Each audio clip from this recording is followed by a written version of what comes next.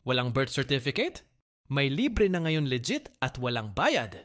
Ngayong 2025, patuloy ang programa ng Philippine Statistics Authority, PSA, na tinatawag na PhilSys Birth Registration Assistance Project or PBRAP.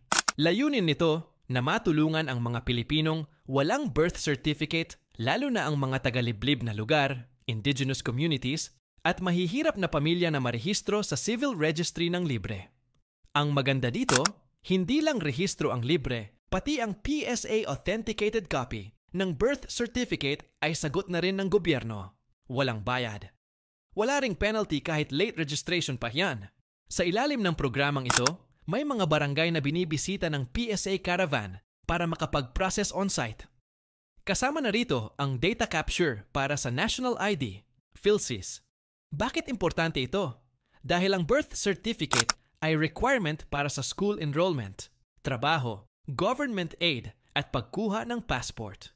Kaya malaking tulong talaga ito para sa mga hindi pa nairehistro mula pagkabata. Kung wala ka pang birth certificate o may kilala kang wala nito, magpunta lang sa inyong munisipyo o barangay para itanong kung kabilang kayo sa priority list ng PBRAP ng PSA. I-share mo to it. Mato sa kabarangay mong walang birth certificate. Libre na. Legal pa, huwag nang palampasin. Follow Philippine Issue.